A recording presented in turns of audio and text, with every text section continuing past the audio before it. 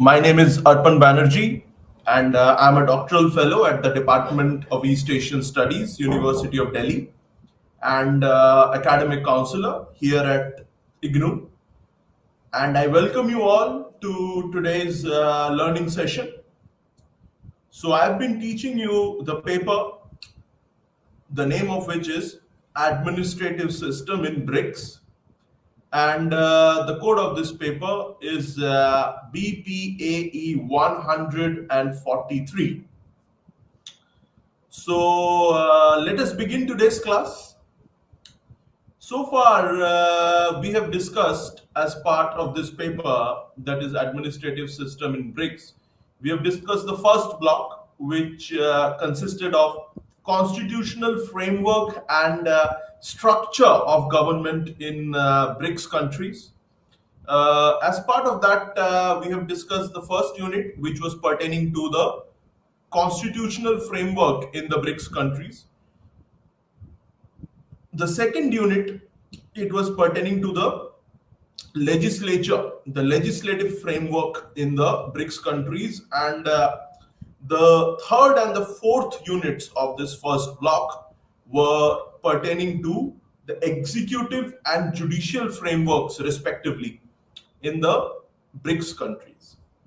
So, moving on, in this paper, we have also discussed the second block, which was pertaining to the bureaucracy and control mechanism over administration in the BRICS countries. And as part of that, we have discussed the fifth unit, which was pertaining to the role of bureaucracy in policy making, implementation, and analysis. And we have also discussed the control mechanism over administration as part of the second block. As part of the third block, we have discussed, which was pertaining to the personnel management. We have discussed the recruitment and promotion of personnel and the training of civil servants in the BRICS countries.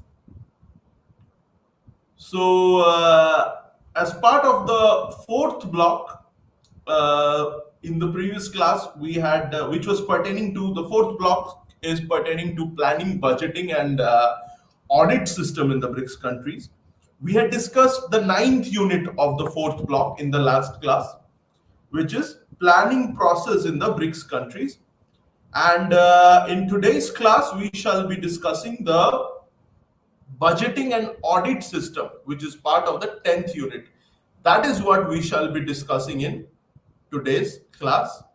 So let us begin budgeting and audit system, which is the 10th unit. So we all know that budgeting is one of the principal tools of financial management of a country. In fact, the economy of a country is greatly influenced by the budgeting actions of the government. That we already know. And government budgeting is one of the major processes by which the use of public resources is planned and controlled. And it is through the budget only that the programs and the policies of the governments, they are brought increasingly to the service of the citizens. And this process, it enhances the moral and material status of the citizens.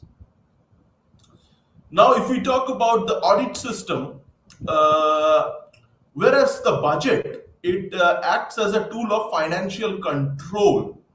Budget, it acts as a tool of financial control at various stages. What are those stages? Before expenditure, after expenditure, and in between. If we talk about the audit, in contrast to the budget, the audit, it comes into picture at the time of making expenditure and after that. So, audit is an integral part of any financial administration and an effective mode of control of public finance is audit. So, audit, it is a tool for assessing the internal operations of administration. So, it is a tool for assessing the internal operations of the administration. and it is concerned with independent examination of the accounts or verification of the statements of financial position and all the financial transactions. So there are four stages of audit. The first stage is called the appropriation audit. Appropriation audit, it involves looking into the conformity to purpose and statutory limits. The second stage, it is called the regulatory audit. It involves ensuring that the rules and regulations are fully adhered to. The third stage of an audit is propriety audit.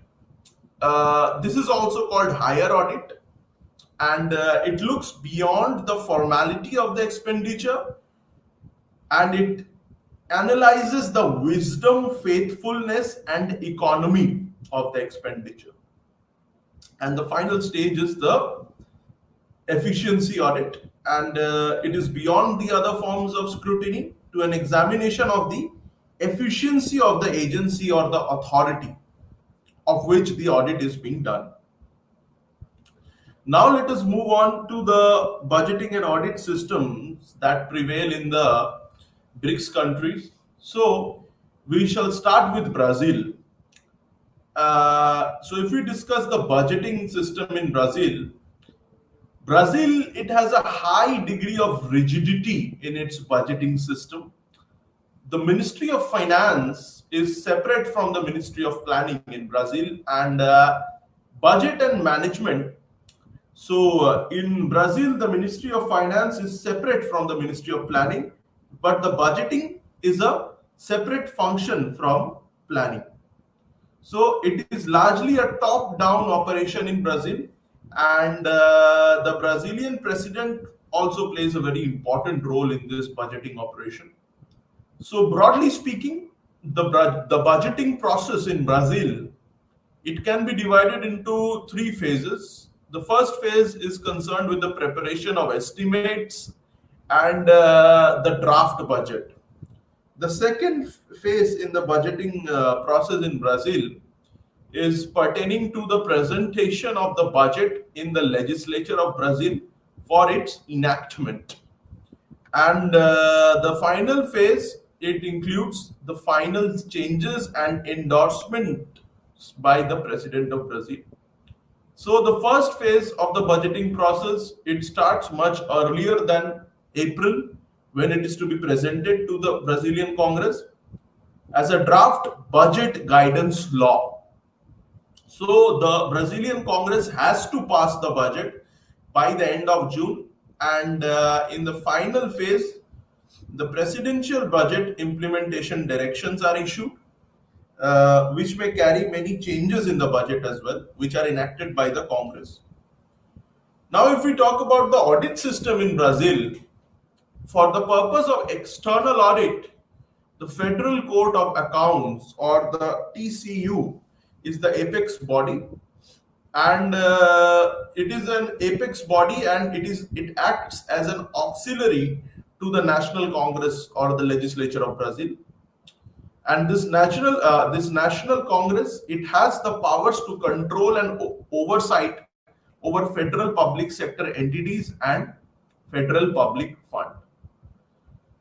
So it is paying attention to accountability and decision making process, in particular in relation to audit of the consolidated year-end government report known as Accounts of the President of the Republic of Brazil.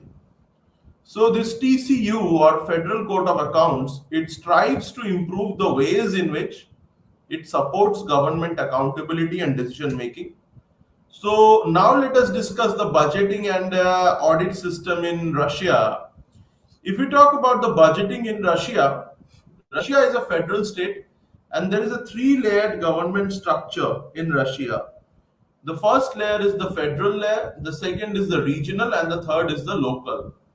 So at the federal level, along with the federal budget, the budget of extra budgetary funds is also presented to the Parliament of Russia, or the State Duma. So these funds, these extra budgetary funds, they include the state pension fund, the social insurance fund, and the federal mandatory health insurance fund. And at the regional level, there are certain territorial funds as well. So, in light of administrative reforms in Russia on the pattern of new public management, various institutional and budgetary reforms took place in 2007. So, one such reform was introduction of three-year budgets. Other reforms they included the new fiscal rules and extra budgetary activities. So the three-year budgets they were started from the year 2008.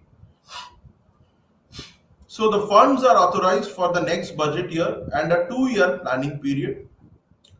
Mainly it is on line items pattern and appropriations remain unchanged for the current year but are inflated by the use of various indexes which are fixed by the Ministry of Finance.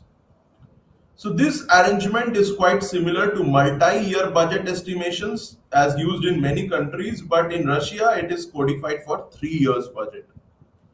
If we talk about the audit system that is prevalent in Russia, in the Russian system of governance, audit is now regarded as a good indicator. It was not so earlier. In the modern form, if we see, audit was introduced during the second half of the 1980s, and towards the end of 1993, first rules regarding audit activity in the form of provincial rules of audit activity were issued, and on the basis of which 4 types of audit were introduced in Russia. The first was the general audit, the second is the book audit, the third was the insurance audit, and the fourth was the audit of commodity and stock exchange. So in the year 2008, self-regulatory organizations of auditors were established, of which the following five, they continue to exist today. The first is the Audit Chamber of Russia, the second is the Institute of Professional Auditors, the third is the Moscow Audit Chamber, the fourth is the Russian Collegium of Auditors, and finally there is the Auditor Association in Russia. Now moving on to the next BRICS country, that is our country India. If we now we shall be discussing the budgeting and audit system in India. So if we talk about the budgeting in India, we have to first discuss the legislative or parliamentary control over taxation, which is a very important aspect. So Article 265 of the Constitution of India, it clearly states that no tax shall be levied or collected except by authority of law. Now, if we talk about legislative or parliamentary control over expenditure, this indicates that not even a single penny can be spent except with the sanction of the legislature. So if we talk about Article 266 of our Constitution, it lays down that all revenues received and all loans raised and all monies received in the form of repayment of loans by the union or state, they shall be from one consolidated fund to be known as the Consolidated Fund of India or the Consolidated Fund of the state, as the case may be. Now let us discuss the financial initiative of the executive government. So the initiative for taxation or expenditure, it lies with the executive, and the parliament, it cannot act in these matters suo moto. So Article 117 and 207 of the Indian Constitution, they lay down that no tax bill imposing a tax can be introduced in the legislature except on the recommendations of the president or the governor, as the case may be. So now let us discuss the process of budget preparation in India, which can be divided into the following stages. The first stage is pertaining to the preparation of preliminary estimates by the disbursing officers. The second stage is concerned with scrutiny of the estimates by the Department of Controlling Officers. The third stage is related to scrutiny by the Accountant General and Administrative Department. The fourth stage involves scrutiny review consolidation by the Finance Ministry, and The fifth stage, it involves consideration of the consolidated estimates by the cabinet. Now, if we shall be discussing the audit system in India, so the power of accounting and auditing is vested in the Indian Audit Accounts Department, and this Indian Audit Accounts Department is divided into five classes. It has been divided into five classes of officers. We shall be discussing what are those five classes. The first class is the civil accounts and audit offices. The second class is it includes the post and telegraph accounts and audit offices. The third class, it includes the railway audit offices. The fourth is pertaining to the defense service audit offices, and the fifth one is the commercial audit offices. So the Office of Auditor General, it made its appearance way back in 1857. And after that, under certain reforms from time to time, the institution of Comptroller and Auditor General, that is CAG, it assumed independent authority as well as statutory recognition. And under the Constitution of India, Article 148 to Article 151, they deal with the position and functions of the CAG. So Girish Chandra Murmu is right now the CAG of India. In fact, the object of these provisions under the Constitution is to secure independence of the CAG from the control of the executive, so that the CAG can perform his duties and functions without fear or favor. And the Constitution empowers the President to make appointment of the CAG. However, the CAG can be removed from office in the manner and on the like grounds as a judge of the Supreme Court. So in India, the audit is mostly limited to the expenditure side only. However, its concern with the receipt is quite limited. So audit is conducted on behalf of the executive, and audit reports are submitted to the executive. So the executive in turn submits these reports to the parliament. It's primarily a legality audit, and ordinarily it does not go into the question of merits of expenditure. So there is also the combination of accounting and auditing functions as well. And audit and accounts have been organized fewer than one and same service called the Indian Account Service. Now let us discuss the budgeting and audit system in China. So we shall be starting with the budget reforms in China. So due to wide range economic problems in China, a number of measures were initiated during the 1990s. And the Chinese government, it tried the bold step of liberalization. So the gradual reduction of government control, it worked well in China, especially in the productive sector, but it yielded less result in other areas.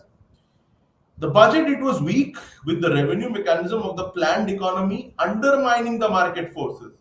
And it was observed by a number of experts that the system of budget was faulty, with poor drafting and unrealistic estimations. So the famous scholar Chen, he described the budgeting process in China as chaotic, characterized by fragmented control under numerous bodies and departments, and lacking transparency and accountability over management of resources. So within the Ministry of Finance, numerous departments or bureaus were involved in budgeting, which each one in charge of one or more expenditure items, which were divided and allocated to many ministries or departments. So the National Audit Office of the People's Republic of China, called the CNAO, it is the supreme audit institution of China, and it works directly under the guidance and leadership of the Chinese premier, that is Xi Jinping. So this CNAO, it covers wide-ranging areas as far as the audit and financial control is concerned. The first area is pertaining to the implementation of the central budget and other revenues and expenditures of public finance. The second area is pertaining to revenues and expenditures of the central departments, non-profit undertakings and their subordinate units. The third area is pertaining to budget implementation and final accounts of the provincial people's government. And the fourth area is pertaining to revenues and expenditures of the central bank, assets, liabilities, profits, and losses of the central institutions. Now, let us discuss the budgeting and audit system in South Africa. So, if we just talk about the budgeting in South Africa, there was a time where there was no budgeting system in South Africa. And that was during the apartheid era. So, in fact, the budgetary system in South Africa during that era, it was quite secretive. And as a matter of fact, budgeting was primarily confined to executive only, and the parliament was merely playing the role of a rubber stamp. Therefore, the elements of transparency and accountability, they were missing in the public finance management system during the apartheid era. However, with the shift to democracy in 1994, the new system that was established with the establishment of the Republic of South Africa in 1994, and Nelson Mandela being freed from jail and being elected as the first president of the Republic of South Africa, as his party African National Congress, it secured a thumping majority in the 1994 elections. So this new system, this new democratic system that emerged in South Africa, it started focusing on good governance, and it particularly emphasized on the elements of accountability and transparency post 1994. So in the year 1980, 1998 and 1999, the medium term expenditure framework, or MTEF, was introduced in order to encourage participatory approach in the budgeting process, as well as transparency, accountability, and policy budget coordination. So this MTEF, medium term expenditure framework, is a 3-year rolling strategy which sets up spending plans for the national and provincial government departments. So if we talk about the audit system in South Africa, like the new budgeting system, South Africa also adopted a pragmatic audit system as well. The Supreme Audit Institution of South Africa is called the Auditor General of South Africa, or AGSA. And although the Office of Auditor General is working since its establishment, the scope of its working and nature of its powers have been considerably expanded under the Constitution of South Africa. And in accordance to the Constitution, the Auditor General Act was passed in 1994, and the Public Audit Act of 2005. It ensured that the Auditor Generals, they had independence in matters of working. So the Auditor General of South Africa is the supreme auditing authority of South Africa, and there is also one Deputy Auditor General as well. So the Office of the Auditor General of South Africa is headed by an executive officer, and below them there are 2 corporate executives as well, one for the regulatory audits and the other for non-regulatory audits. Now we are done with the 4th block and the 10th unit, which was pertaining to budgeting and audit system as well as planning process in the BRICS countries. Now we shall be discussing the local governance in the BRICS countries. So we all know that in a federal setup, local government is placed at the bottom of the hierarchy of the government. So that is union, state, and local level. The union is at the top, the state is at the intermediary, and the local at the bottom. But nonetheless, its significance in democratic settings cannot be underplayed. So the local governments, they are part of any form of the government, and they are the mainstay of governance at the local level. And rightly, local governments have been called grassroots of democracy, as these bodies, they are the most appropriate to address the local issues. And high quality authority in local government, it can be guaranteed through vigorous and successful involvement of the people. So the local people, they are authorized through elections to bring suitable changes and improvements in the local administration, be it an urban local body or rural local body. The onus lies with local citizens to make the local governance responsive and responsible. So if we talk about local governance in Brazil, let us discuss the objectives of local governance in Brazil. So the following are the major objectives of local governance in Brazil. The first objective is the local governance. It analyzes the arrangement of local finance in Brazil. The local governance in Brazil, it focuses on federal, state, local relations regarding distribution of financial resources. Also, the local governance in Brazil examines new policies which have been executed by the federal government in the 1990s. And the local governance, it creates inducement for basic social services as well. So the local government designed and framed in a manner to empower the community life of the common citizens in the decision making process. Now let us discuss the structure of the local governance in Brazil. So there are two diverse structures that are followed by participatory strategy in local governance in Brazil. So these two driver structures are community councils and participatory budgeting. So now let us discuss the establishment of the community councils. So the formation of community councils is obligatory by the federal legislation in Brazil. The position of community councillors is to promote resource share and the use of capital. So there are following two diverse brands of community councils are in Brazil. The first is policy of neighborhood, and the second is councils for plural groups. So now let us discuss the local governance in Russia, and we shall be starting with the structure of local government in Russia. So the two tiers of local self-government in Russia can be categorized as mentioned below. The first is the upper tier, which consists of cities and districts. The second is the lower tier, which consists of towns, settlements, and villages. So now let us discuss the basic functions of local government. The upper tier of local government, it comprises of cities and districts, and the lower tier of local administration, it comprises of towns, settlements, and villages. So in many regions of locality, the upper tier was confined to the local community as a necessary unit of local self-government, and it puts focus on democratic decentralization, where central authority along with the state functions can be considered and relocated. On the other hand, the lower tier was also granted the position of local self-government. The uniqueness of the managing administration in Russian local government can be described like this. So there is a hierarchical authority of line managerial position in Russia. The professional manager in the area of service deliverance is also there.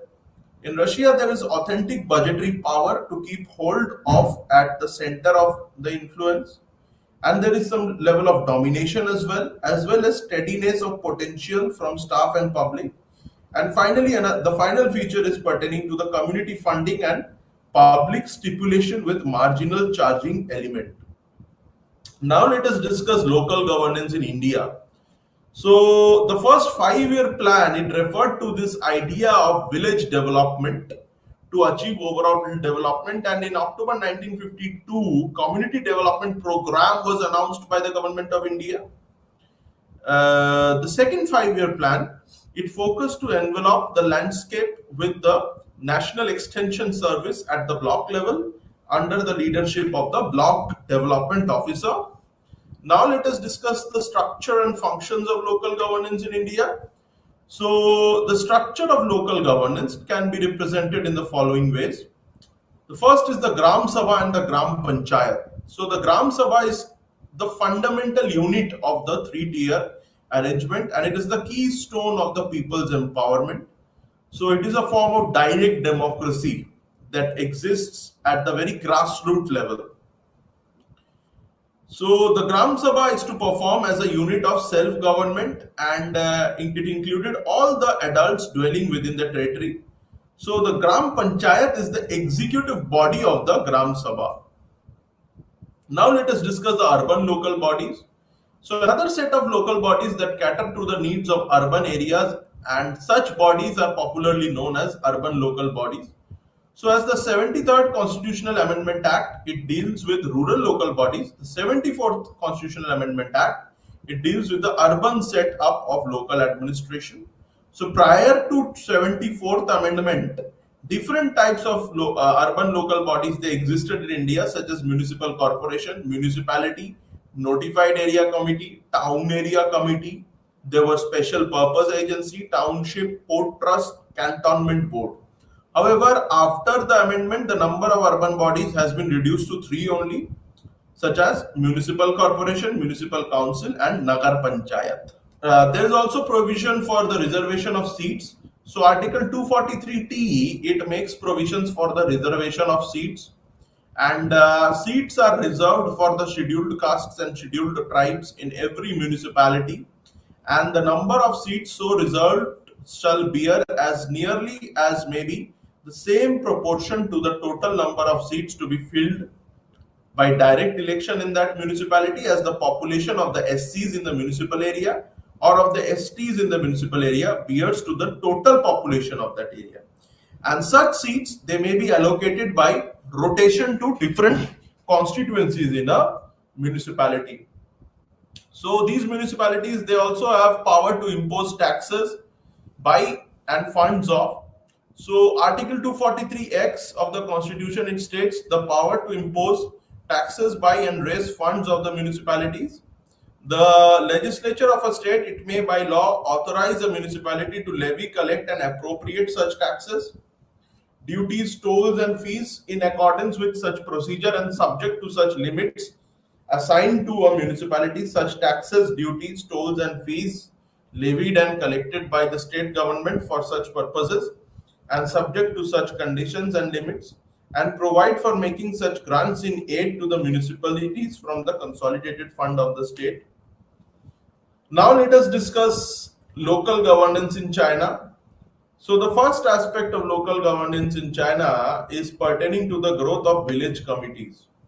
So the idea and observance of village autonomy, they have past history in Maoist and pre-communist China. So during the complete period of Mao's rule in China, the stage of governance below the county had to take concern of them. And on the lines of local governance in China, there are different parameters of managing community life. So these parameters, they are based on establishment of township, village governance, the commune system and the production brigade. So China managerially is separated into following groups. The first is provinces and the second is municipalities. So the position of provinces, it includes a number of components of governance, and these components are characterized as prefectures, counties, provincial cities, townships and villages. So the elections and functions of the villagers committees. The procedures of villagers committees are voted for 3-year stipulations. So configuration of village governance in China. The following are the configuration of village governance in China. The first is village charters. The second is village pledges. The third is management regulations. The fourth is village assemblies. And finally, there is village representative assemblies as well in China.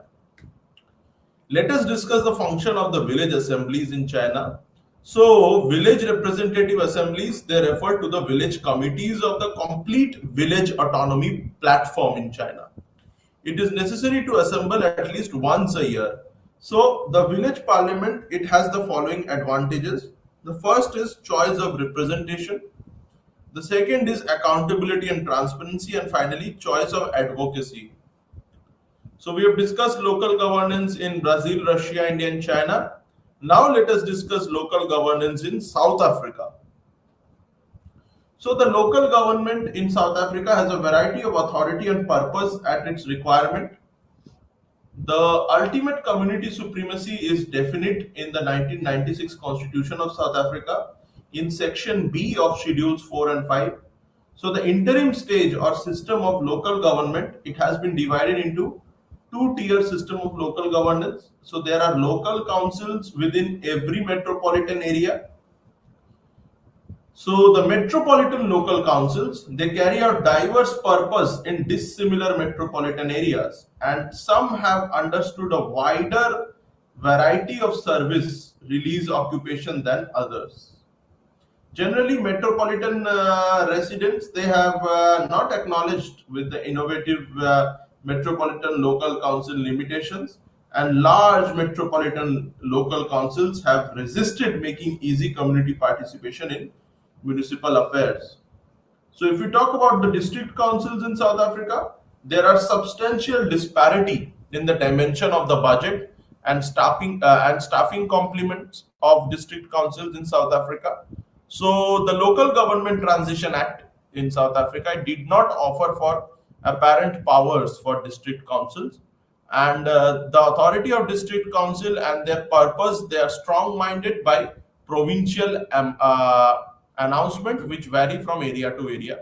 So in the country, the district councils have been divided into two boards: old regional services councils board and the joint service board. So district council areas tariff profits they composed in urban areas is thus utilized completely for the urban area only. So the district council areas tariff profits which are composed in urban areas, they are utilized completely for the urban area only and not for the rural areas. So this can be professed as inequitous to non-urban areas, and it effectively strengthens the development of the chief metropolis. Also, there are transitional local councils in South Africa as well. So these transitional local councils, they have been functional to the majority municipal areas ranging from main town to little rural settlement with very diverse economic and social authenticity. And this transitional local council, it has moderately concrete administrative and financial aptitude as well. Also in South Africa, there are rural councils as well. So there are three types of local administration in rural areas in South Africa.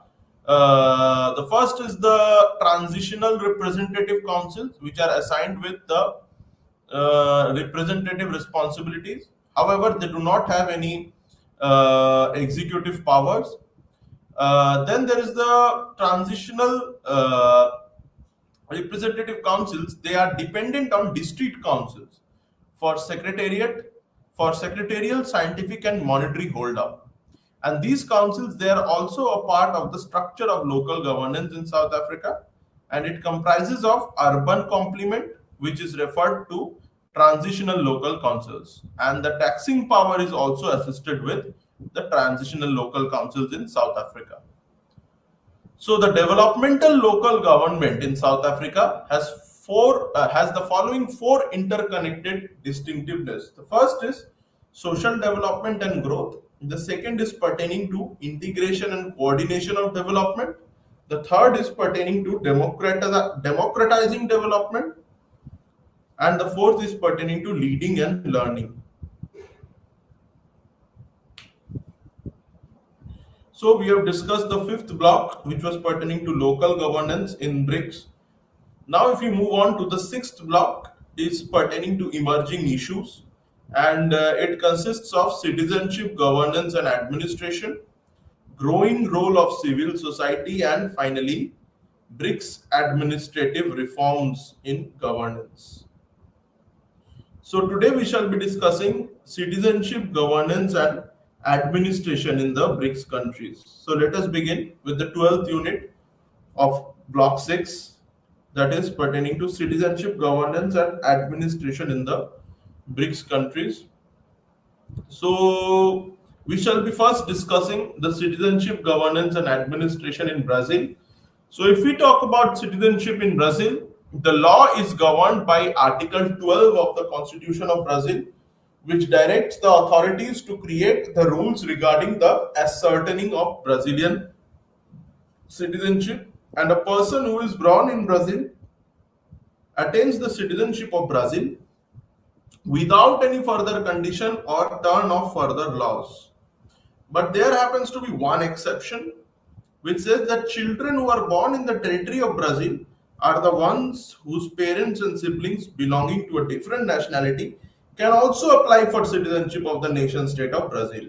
So this freeship, it especially applies for the children born to Brazilian diplomats in Brazil.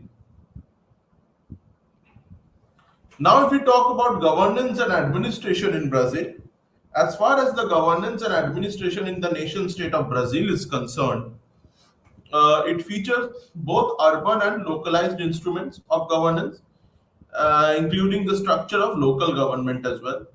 So, the legal system of Brazil is based upon Roman courts, and Brazil has not accepted the jurisdiction of the International Court of Justice. And in accordance with Article 76 of the Federal Constitution of the nation state of Brazil, the entire administrative setup, along with the executive, is run by the Brazilian president, that is Luiz de Inácio Silva, who is further assisted by the state ministers. So, presidential powers in the nation state of Brazil, they include the functioning of the Brazilian president, Mr. Luiz Inácio de Silva, as the supreme commander of the armed forces. So, the Brazilian president is also the supreme commander of the armed forces, just like in our country, and one who can take penal action against deviations in behavior and action. So, the structure of local government in Brazil is also well developed in the nation state of Brazil. The structure of local government is also well developed in the nation state of Brazil, which is constituted by the union, state, and cities, and the localized governing bodies, much akin to the larger municipal and standard structure in the larger international system. And also, there is this aspect of para diplomacy as well, which has percolated down to the local governments as well. So, the local governments, especially the urban local bodies, the municipal corporations, which are very powerful in the cities like Brasilia, Rio de Janeiro, Sao Paulo, these bodies, they are signing treaties with foreign countries on their own without taking help of the central or provincial governments. So this can be cited as an example of, and they are bringing investments to their urban areas for urban development and urban rejuvenation. So this is a very unique thing that exists in Brazil. Is an example of the phenomena of para diplomacy, which is also started in our country as well, but it is there at the provincial level. It is not percolated down to the local levels. So the nation of Brazil is endowed with currently 26 states and one federal district of Brasilia, which is the capital of Brazil. And mayors and secretaries, they constitute a significant part of the governing and administrative structure in the nation state of Brazil. Now let us discuss the citizenship and governance and administration in Russia. So if we start with the citizenship in Russia, Russia also values the significance of its citizens' rights and their factors of convenience. So there are few conditions which go hand in hand if someone wants to acquire the citizenship of Russia. So the applicant for citizenship of Russia must speak Russian language and must have a legal source of income and must be a genuine and loyal taxpayer also. And the citizenship applicant needs to apply to cancel the condition of the previous citizenship if there is any. And the applicant needs not to be involved in any criminal activity and must have resided in Russia as a permanent resident in the nation state of Russia for at least a period of 5 years. Now let us discuss the governance and administrative apparatus in Russia. So the administrative system in Russia is one of the oldest in the European and Western mold. So the Russian system, it remains the most flawed system in the sense that it is part of the demos of the world now, but the footprints of autocracy still remain embedded in the Russian administrative setup with the great centralization of power in the state capital of Moscow. So the constitution of Russia, it calls for strong powers for the national president of Russia, that is Vladimir Putin. So the Russian presidency is so strong and powerful in its reach and influence that it is regarded as being similar to the Fourth Republic of France in the post 1954 era, under the rule of Charles de Gaulle.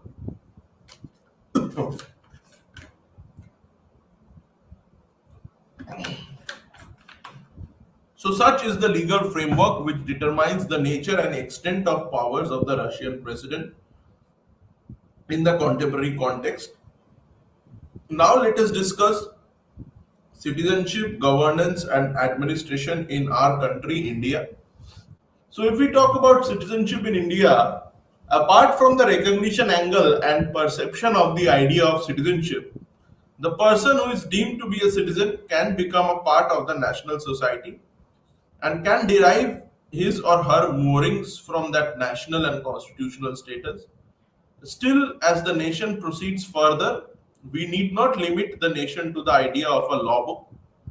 Instead, the idea of citizenship also determines that how can the person interact with the state and how can that person manage to express oneself within the space of the Indian law and the constitution. So the idea of citizenship is also attached to the American idea of e pluribus unum, which reflects the idea that there is one creation, that there is the creation of one out of many. Thus, the degree of political participation which is allowed in India also reflects the large amount of freedom of expression, liberty, and constitutional largesse which Indian citizens enjoy and are entitled to. So, the right to vote and other fundamental rights are an expression of the extent to which freedom is enshrined in the Indian democratic system. Now, let us discuss the governance and administrative apparatus in India. So, as we all know, that India is a sovereign, socialist, secular, democratic republic with a parliamentary form of government, which is a democracy in the truest sense of the term. So the governing system is marked by the three organs of the order of executive, judiciary, and legislature. So the Indian system is a federal structure which has well pronounced features of a unitary bias. So the constitutional expert K.C. Weir has called the Indian Federation as a federation with a unitary bias. So he has called the Indian Federation as quasi-federal. The British constitutional expert Kenneth C. Weir, he has called the Indian Federation as a quasi-federal. And another famous scholar, Maurice Jones, has described the Indian Federation as a federation with centralizing tendencies. So, the constitutional head of India is the president, and so the president of India is the constitutional head, and the president of India is ably aided and advised by the elected prime minister and his or her council of ministers.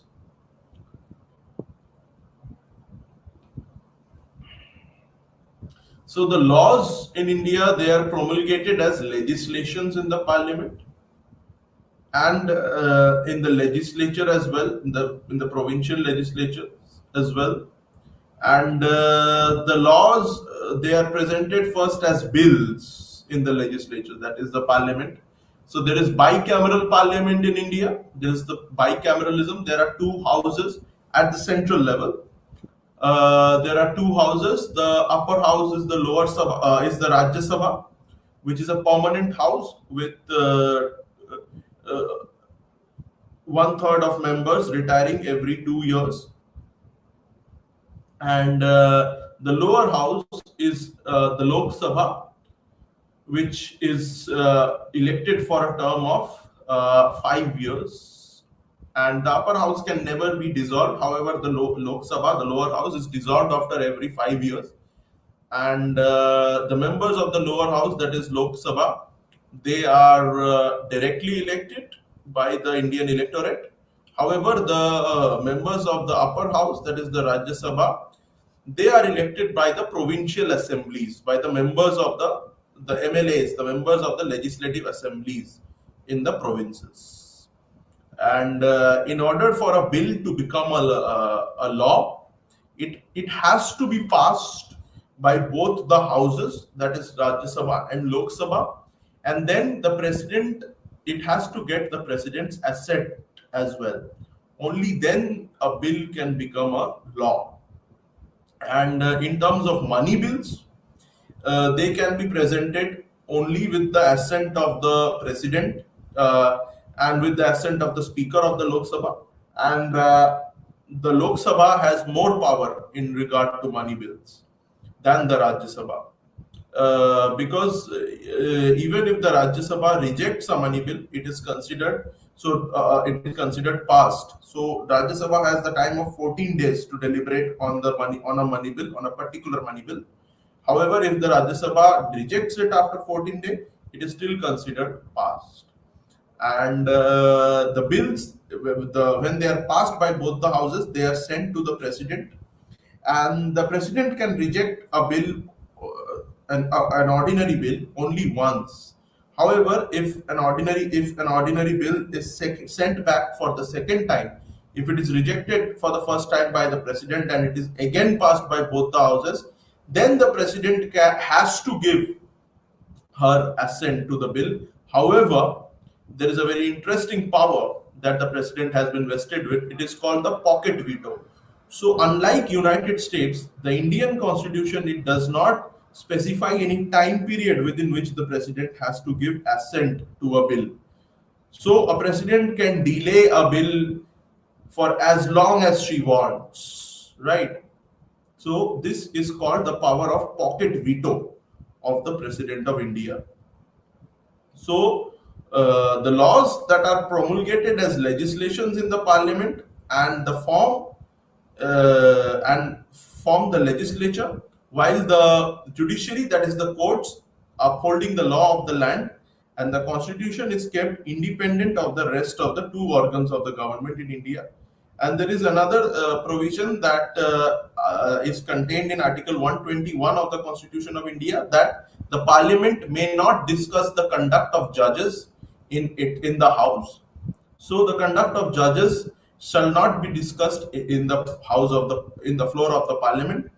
And similarly, Article 122 of the Constitution of India, it clearly specifies that the judges, they shall not discuss anything related to the floor of the Parliament.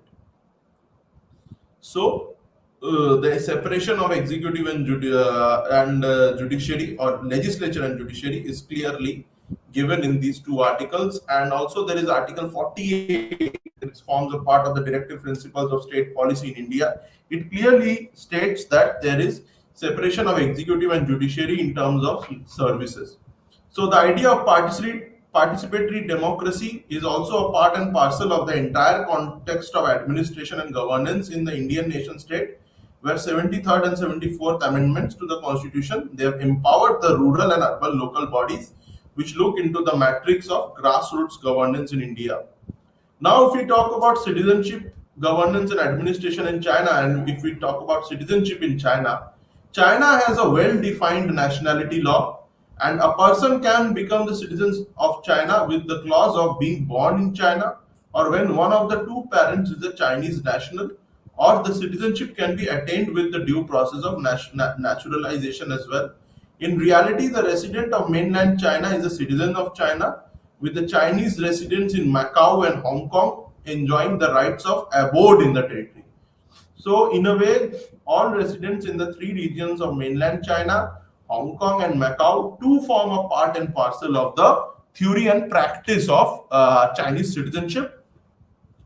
And a different form of citizenship norm applies to children who are born in the regions of Hong Kong and Macau. And in accordance with Chinese nationality law, the children born in the territory is controlled by mainland China. They automatically become citizens of the People's Republic of China.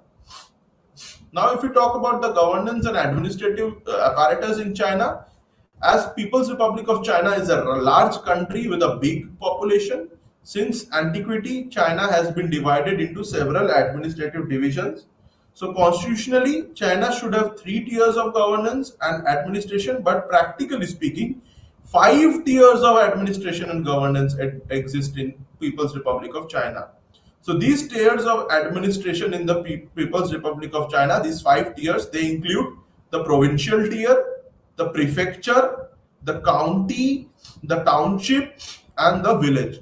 So since the years, two significant divisions have taken place.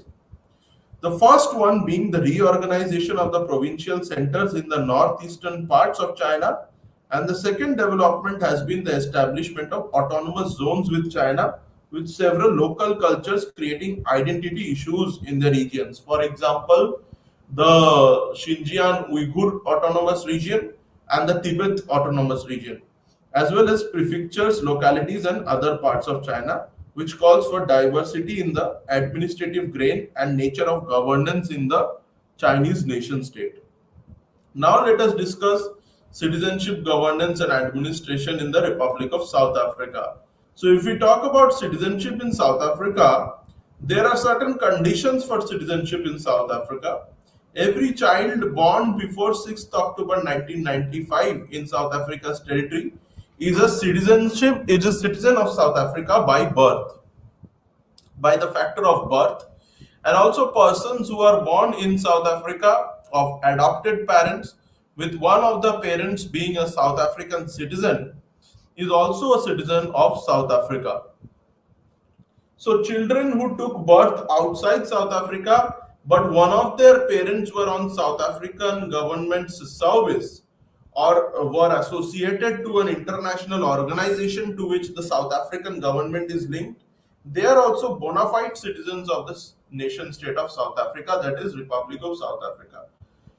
So naturalization and citizenship too are an accepted and legalized practice in South Africa. And another thing that has to be mentioned here, that now there is the principle of equal citizenship in South Africa and non-discrimination. These are the fundamentals of the concept of citizenship in South Africa, because earlier, before 1994, when apartheid system existed under the rule of the National Party, the blacks, that is the Zulu, as well as the Indians, they were heavily discriminated, and they were not allowed to go out of their areas where they resided. They were called Bantustans.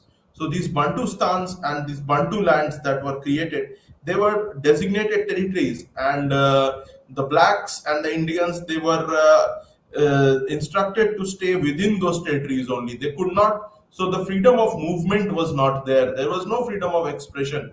If people objected against these discriminatory laws, they were brutally massacred. For example, the Sharpsville massacre, which took place in the 1960s. So there was heavy discrimination. There were three classes of citizens that were there: the whites, who were at the top despite being minority of skin color or ethnicity, and the principle of non-discrimination is very important. Now, if we talk about governance and administration in South Africa, South Africa has a public service which has evolved over the years, with the changing role being expected by the nation and the governed. So the entire ambit of public administration in the Republic of South Africa, it falls under the Act of Public Services in 1994. And this Public Services Act of 1994, it establishes the public services functions, and it also looks into the organizational structures and the establishment of various government departments in South Africa, along with deciding the labor relations as well, the conditions of service, and other facets of employment for various employees. And this Public Service Act of 1994, it also covers the issues of e-governance and ethics, integrity, impartiality, non-partisanship, objectivity, dedication to public service, empathy, tolerance, and compassion towards the weaker sections, anti-corruption checks and balances in the administrative structure of the Republic of South Africa, which include the conditions that whistleblowers are protected in the country's administrative system. So this has been done to check corruption. So today we have discussed these three units. The first was pertaining to budget and auditing system in the BRICS nations. The second unit was pertaining to local governance. The second topic that we discussed today was pertaining to local governance in the BRICS nation, and the third topic was pertaining to citizens governance and administration in the BRICS nation. So in the next class, we shall be doing the 13th and 14th unit pertaining to growing role of civil society in the BRICS nations and administrative reforms in governance in the BRICS nation. That is what we shall be doing in the next class. That is the role of civil society and the governance reforms that have taken place in the BRICS countries.